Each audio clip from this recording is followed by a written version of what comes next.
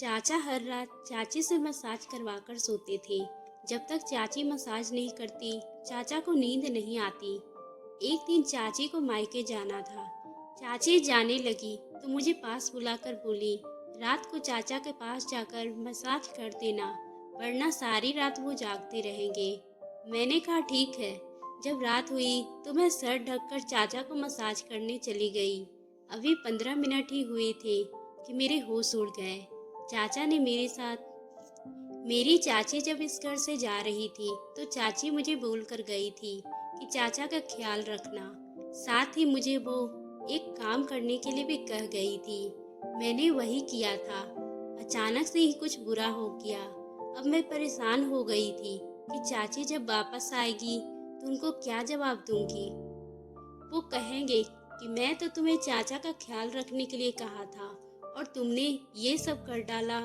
मुझे तो खुद ही नहीं पता चला कि ये सब कैसे हो गया है और इसमें मेरा क्या कसूर था। ये सब खुद ही हुआ था। मेरे चाचा बड़े ही अजीब तरह के इंसान थे। वो हमेशा ही गुस्सा करते रहते थे। पहली चाची यानी चाचा की पहली बीवी, वह बहुत अच्छी औरत थी और उनसे मेरे चाचा को कोई औलाद नहीं हुई तो मेरे चाचा ने उन्हें बहुत मारते पीटते थे। वो हमेशा जुल्म सहती थी, फिर भी उन्हें तलाक दे दिया था और दूसरी शादी कर ली। लेकिन दूसरी बीवी से भी मेरे चाचा को औलाद नहीं हुई। चाचा सबको कहते थे कि सारी बांझ औरतें मेरे नसीब में लिखी है, जो मेरे ऐसी बांझ औरतों से शादी हो गई। ये कहकर चाचा ने दूसरी औरत को भी छोड़ दिया। वो बेचारी बड़ी अच्छी थी। उन्होंने कहा कि मुझे नहीं छोड़ना, मेरे आगे पीछे कोई नहीं है। लेकिन चाचा ने कहा, मैं तुम्हें रखकर क्या करूँगा, मेरा तुमसे क्या फायदा। जबकि उन्होंने उस औरत के साथ 5 साल गुजारे थे और 5 साल में ही वो इतनी ज़्यादा उम्र की लगने लगी थी। जब शादी हुई थी तो चाची उस वक्त काफ़ी खूबसूरत थी। पता नहीं मेरे चाचा औरतों के साथ क्या करते थे, उनकी हालत ऐसी हो जाती थी। मेरे चाचा ने जब तीसरी शादी कर ली, उसी समय के दौरान मेरे माँ बाप इस दुनिया से चले गए और मैं अपने चाचा के साथ उनके घर रहने आ गई। अगर मेरे पापा जिंदा होते तो वह मुझे कभी भी यहाँ रहने के लिए नहीं भेजते। जब चाचा ने घर अलग किया था, वह बहुत ज़्यादा अमीर हो गए। उन्हें बहुत अच्छा घर बनवाया था। उस घर में टीवी, फ्रिज और एसी सब कुछ किया था। हम लोग गरीब थे। मेरा दिल ही जानता था कि मैं अपने चाचा के घर पर जाकर रहूं, बड़ी टीवी पर सीरियल देखूं और फ्रिज से ठंडा पानी पीऊं और गर्मियों में एसी के मजे लूं, ताकि मैं आराम से सो सकूं। लेकिन मेरे बाबा मुझे जाने नहीं देते थे और मगर कभी चाचा के घर जाते भी थे तो मुझे अपने साथ ले जाते थे और अपने साथ ही वापस ले आते। वहाँ पर रात तो कभी रहने ही नहीं देते थे। लेकिन अब मैं यहाँ पर हमेशा के लिए आ गई थी। मेरे चाचा अपने भाई भाभी के मर जाने पर बड़ा अफसोस था, इसलिए उन्होंने मेरी पूरी जिम्मेदारी ले ली और कहा कि वह मेरा ख्याल रखेंगे। ये जो मेरी तीसरी वाली चाची थी, ये भी मासूम थी। चाचा बोलते थे कि मेरे नसीब में सारी ऐसी औरतें लिखी है जो बच्चे पैदा नहीं कर सकती। लेकिन दरअसल उनके नसीब में ऐसी औरतें आई थी जो बहुत ही ज़्यादा शरीफ और मासूम होती थी। और ये चाची भी बहुत ही अच्छी थी। मेरे चाचू मेरी चाची को बहुत ज़्यादा सेवा करवाते थे। पूरा दिन उनका कोई ना कोई फरमाइश होती। बिन मौसम की चीज़ें बनवाते, कभी कभी पकौड़े बना दो तो कभी कहते चाय बना दो और मुश्किल से मुश्किल खाना बनवाते रहते। मुझे कहते थे कि तुम भी खाया पिया करो और ऐश किया करो, काम करने की कोई ज़रूरत नहीं है। वैसे घर के काम करने के लिए चाचा ने नौकर रखे हुए थे, लेकिन खाना पकाने की सारी जिम्मेदारी मेरी चाची पर ही थी। मैं उनकी मदद किया करती थी, पर मेरे चाचा कहते थे कोई ज़रूरत नहीं है तुम्हें काम करने की। अगर तुमने काम किए, मैं भगवान के यहाँ जाकर अपने भाई को क्या मुंह दिखाऊंगा। चाचा को मुझसे मोहब्बत थी। उनको एक बार किसी आदमी ने कहा था कि तुम्हारी तो तीसरी बीवी से भी औलाद नहीं है, इसका मतलब कि शायद तुम्हारे अंदर ही गड़बड़ है। तो उन्होंने कहा कि मेरे अंदर कोई गड़बड़ नहीं है, बस मेरे नसीब में औलाद नहीं है, लेकिन अब मुझे औलाद नहीं चाहिए। मेरी तीसरी बीवी माँ बन सकती है, लेकिन अब मैं बच्चा पैदा नहीं करना चाहता। कहाँ बुढ़ापे में बच्चा उठाता फिरूंगा। बच्चों के तो 1000 काम होते हैं। अब तो मेरी अपनी दवाई खाने की उम्र आ गई है और मैं उसके लिए दूध और सामान लाता फिरूं। मेरा भाई दुनिया से चला गया है और उसकी बेटी मेरे घर रहने आई है। बस मैं उसी को अपनी बेटी बनाकर रखूंगा और उसको विदा कर दूंगा। सारे अरमान उसकी शादी पे पूरे कर लूंगा। मैं ये बात सुनी थी, मुझे बड़ी खुशी हुई। मैंने कहा, मेरे चाचा तो बहुत अच्छे हैं, मेरा कितना ख्याल रखते हैं। मुझे अपनी बेटी बना लिया और मेरे चाचा मेरी चाची से बहुत ज्यादा काम करवाते थे। रोज रात को उनसे मसाज भी करवाते थे, जबकि ये काम बड़ा ही मुश्किल था। मेरी चाची चाचा के ऊपर खड़ी हो जाती थी और पैरों के साथ उनकी कमर और टांगों को दबाया करती थी। उनका इतना ज्यादा वजन नहीं था, शायद वो 40 किलो की होगी। चाचा 1-2 घंटे तक चाची से मसाज करवाते रहते। चाचा की एक बड़ी अजीब हरकत थी, वह कभी कभी चाची को कमरे से बाहर निकाल देते थे। कहते थे, मुझे अकेले सोने की आदत है। वह खुद अपने कमरे में सोती, चाची दूसरे कमरे में सोया करती थी। लेकिन कभी कभी चाचा उनके कमरे में भी सो जाते थे। मेरे लिए अलग से कमरा था, वहाँ पर एसी भी लगा हुआ था। मेरी जिंदगी तो यहाँ पर ठीक थी, पर मेरी चाची को कहीं जाने भी नहीं देते थे। उनके अपने घर भी नहीं, उन्हें रात को भी अपने घर रुकने नहीं देते थे। मेरी चाची कहती थी, मैं तो बस यहाँ पर सेवा करने के लिए आई हूँ। अमीर बंदा है, इसके पास पैसे हैं, हम लोग गरीब थे, क्या करते। माँ बाप ने पैसा देकर शादी कर दी, वरना मेरी तो ये पहली शादी है। चाची मुझे अपना दुख बताया करती थी, लेकिन चाचा ने बहुत ही ज्यादा डरती थी। जैसे ही किसी की आहट की आवाज आती, चाची चुप हो जाती थी और मुझे बार बार कहती थी, तुम किसी को मत बताना, मैं तुमसे ये बात की हूँ। मैं भी कहती थी, नहीं बताऊंगी, और ऐसे भी मुझे बताकर क्या मिलेगा। मेरी चाची अच्छी थी और चाचा भी। मुझे उन दोनों के साथ ही अच्छे तरीके से रहना था। मुझे एक दूसरे में फूट डालने की क्या जरूरत थी।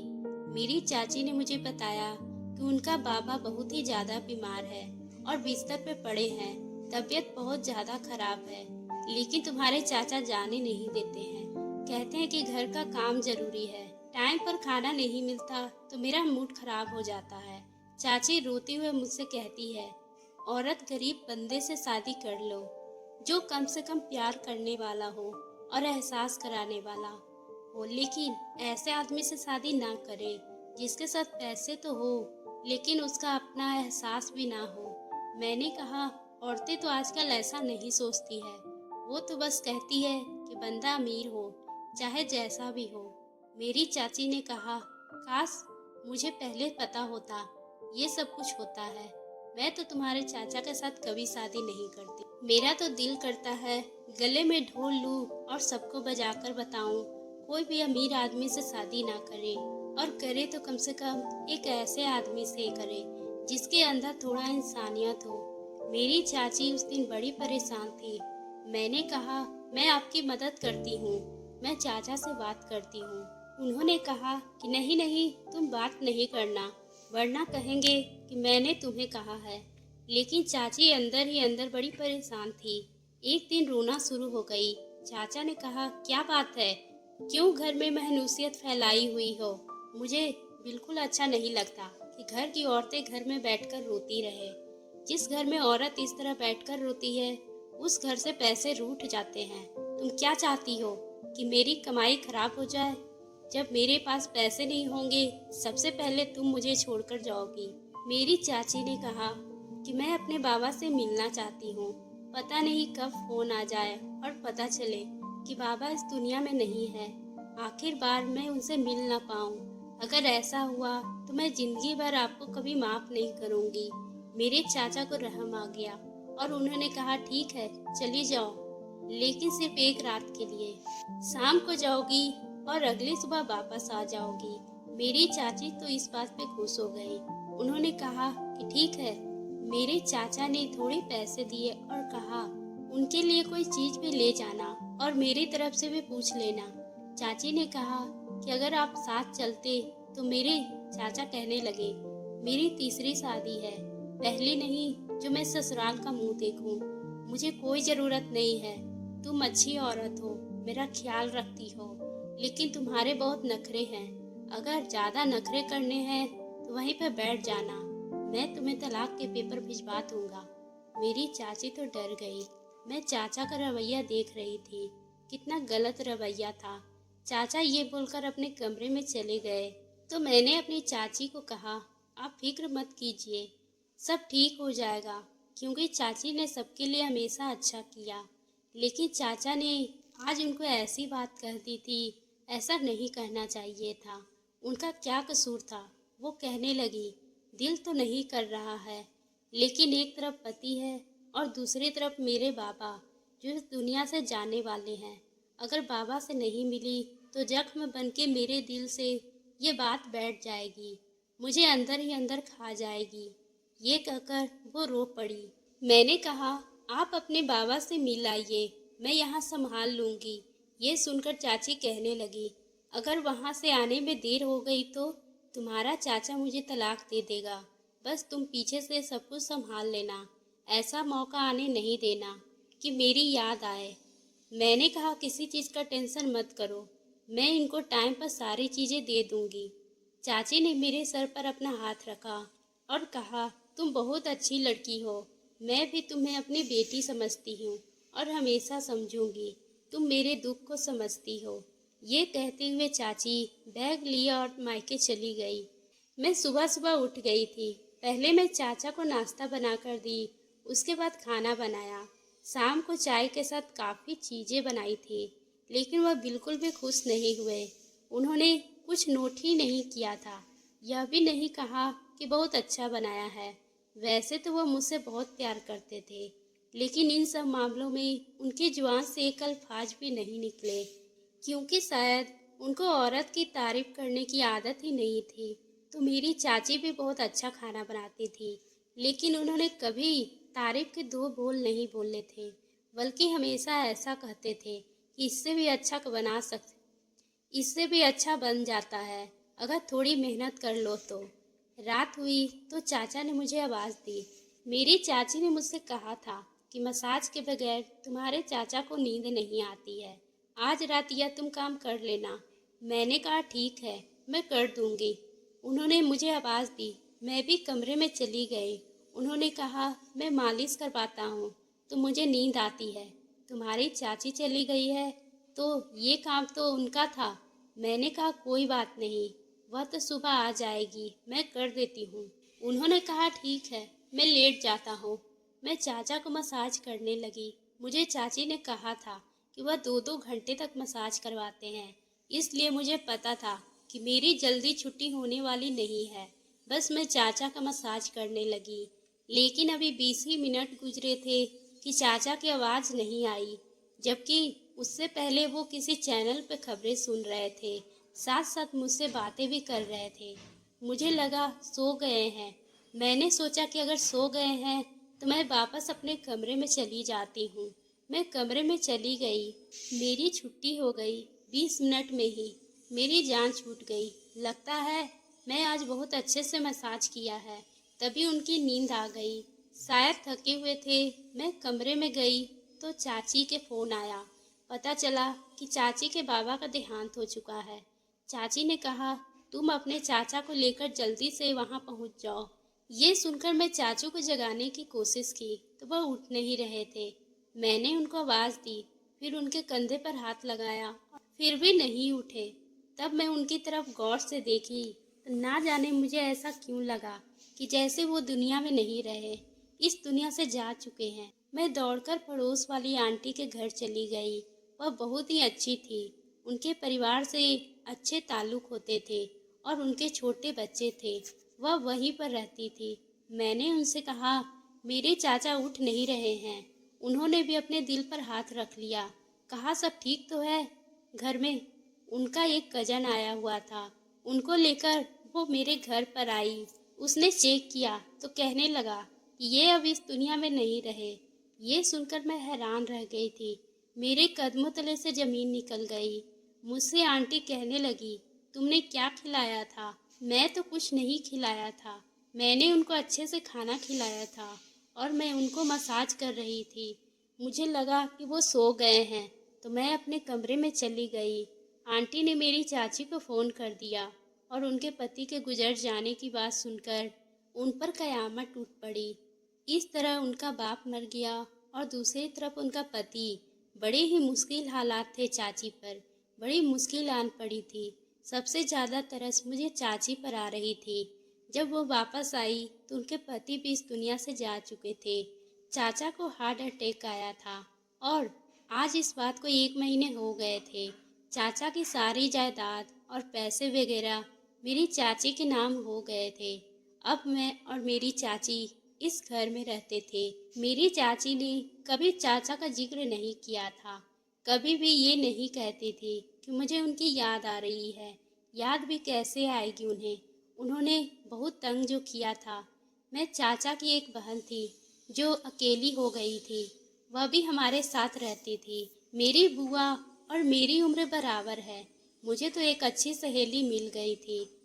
उसके साथ अच्छा वक्त गुजर रहा था। हम दोनों ने पढ़ाई भी शुरू कर दी थी और चाची कहती थी कि मैं तुम दोनों को पढ़ाऊंगी ताकि तुम लोगों की शादी अच्छे घर में हो और तुम लोगों के माँ बाप नहीं हैं, मैं ही हूँ। और मैं तुम लोगों की शादी एक ऐसे घर में करूँगी जिसमें ना सिर्फ लड़के के पास दौलत हो बल्कि एहसास और इंसानियत भी हो। दौलत वाला देखकर तुम्हारी शादी नहीं करूँगी।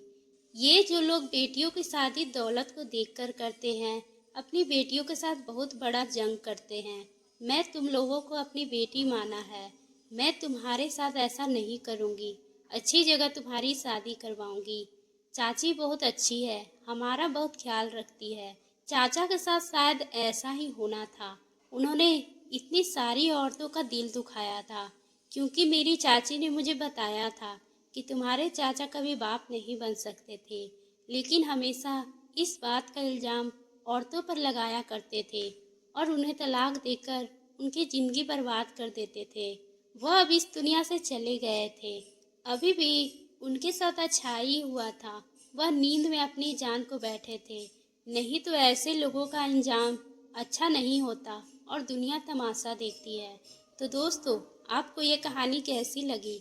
अगर पसंद आई हो तो आप हमारे चैनल को सब्सक्राइब करना ना भूलें और बेल आइकन को भी प्रेस कर लें ताकि हम आपके लिए इसी तरह की दिलचस्प कहानी लाते रहें।